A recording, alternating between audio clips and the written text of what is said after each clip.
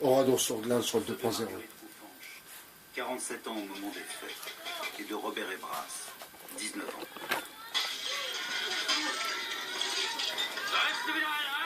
Déjà en 1944, j'étais en congé chez mes parents.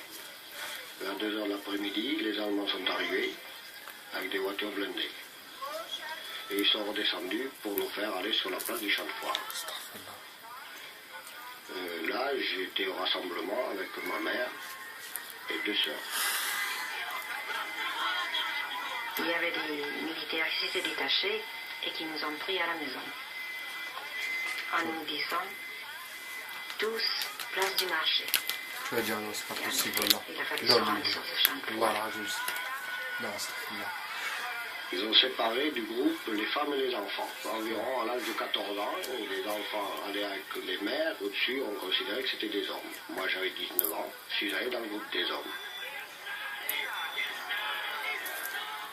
Le moment le plus pénible, c'est quand il a fallu se séparer. On nous a séparés, les hommes des femmes. Mon fils ne pouvait pas me lâcher de son cou.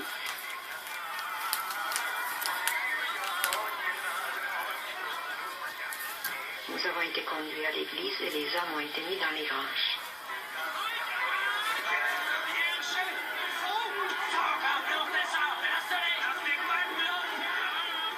On était tous les jeunes ensemble.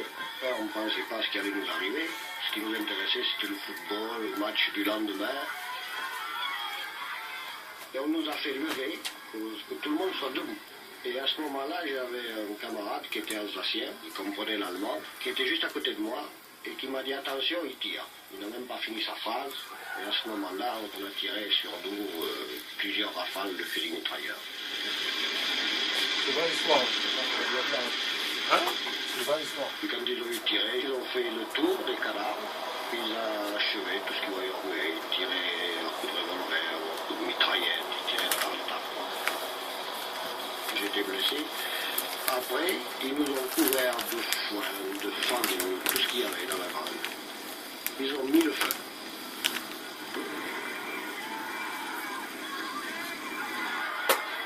Nous avons été fermés à l'église.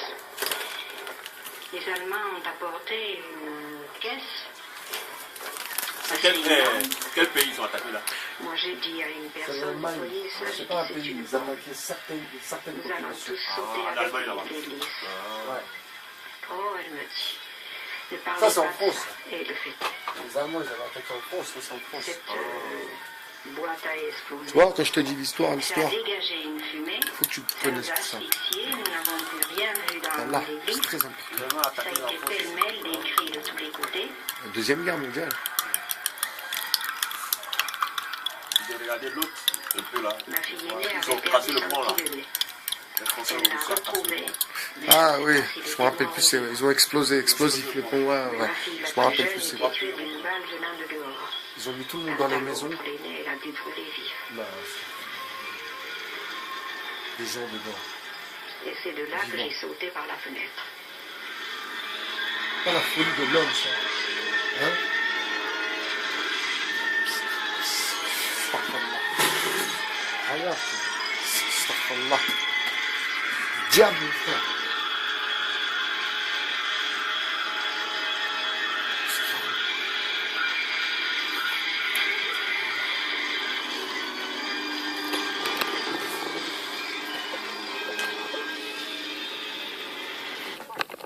Bonsoir mes amis, salam alaikum wa rahmatullah wa barakatuh.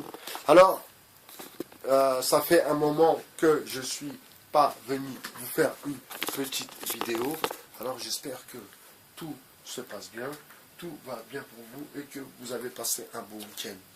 Je suis tombé sur cette vidéo, vraiment, donc c'est Oradour-sur-Glane, une population, un village qui était constitué de juifs, de polonais, d'italiens, et une brigade des Waffen-SS donc, est venue dans ce village et a brûlé tout, a fait enfermer, a séparé les femmes, les enfants et les hommes, a mis les enfants d'un côté, les hommes pour travailler, les femmes d'un autre côté, et ils ont tué et brûlé tout le monde. Donc, vous voyez comment la folie meurtrière a pu s'emparer du Troisième Reich. Est-ce que ces hommes, et ça c'est la question qu'il faut se poser avant même d'avoir un regard accusateur, est-ce que ces gens étaient normaux?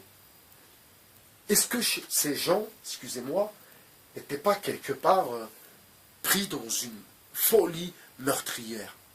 Comment ont-ils pu procéder à des exécutions comme celle-ci? Mais et ce n'est pas aujourd'hui et de nos jours, et je ferai le parallèle un peu plus tard ou tout à l'heure par rapport à l'Afrique et ce qui se passe en Afrique, mais comment cela est-il possible? Comment des hommes, pour le coup, ont pu rentrer dans une telle, pour le coup, fureur, sans mauvais jeu de mots, bien sûr. Comment, qu'est-ce qui leur passe dans la tête à ce moment-là? Ils vont tuer tout le monde. Il ne va pas avoir, tout le monde ne va pas mourir. C'est-à-dire que, vous voyez, où je me pose des questions sur les complots, et à l'intérieur du complot même, il peut avoir un complot. Donc, est-ce que cet épisode d'Oradour sur Glane est-il réel? Est-ce que cet incident s'est réellement passé?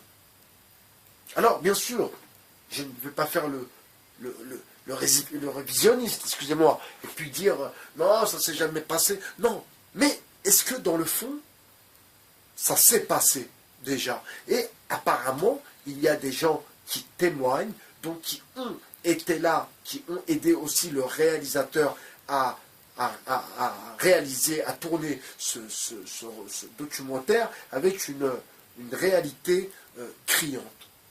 Et ma foi, la fureur de l'homme, la haine de l'homme. Comment les nazis, les SS, quel était leur, quel était leur délire? Alors, les questions que l'on se pose, et maintenant aussi avec les déclassifications, on sait que pendant cette guerre a servi beaucoup aux laboratoires pharmaceutiques. Vous voyez? Alors, est-ce que ces gens-là, comme d'autres qui ont participé aussi à d'autres massacres, est-ce que ces gens-là, dans le fond, n'étaient pas drogués? Vous savez, il y a des témoins aussi, par rapport à ce que je vais vous dire, qui disent que, eh bien, parfois, avant de partir en opération, si vous voulez, ils devaient prendre telle et telle pilule. Des pilules, un peu de morphine pour calmer la douleur, et un peu, comme ma foi, le Captagon chez les djihadistes, pour avoir le courage et pour aller directement droit au but. Sans mauvais jeu de mots, Marseille, bien sûr. Comme ces jeunes qui finissent brûlés, excusez-moi, je ne vais pas rigoler sur un sujet aussi sérieux, les jeunes que l'on brûle dans des voitures à Marseille. Vous voyez, je fais un parallèle un peu rapide, mais pour vous dire que dans les années 40, déjà, les gens procédaient à des choses inhumaines. Et à présent, eh bien, des jeunes reproduisent des choses inhumaines. Et, comme disait l'autre, plus je connais les hommes et plus j'aime mon chien. Vous comprenez? Vraiment, à se poser des questions sur, ma foi, sur l'entité même de l'être humain. Et si la foi n'est pas là, s'il n'y a pas, si vous voulez, quelque chose de divin dans la relation avec la vie, eh bien je pense que n'importe qui peut se retrouver dans des choses inhumaines. C'était By BHR, votre philosophie du soir, ami du soir. Bonsoir. Bonsoir.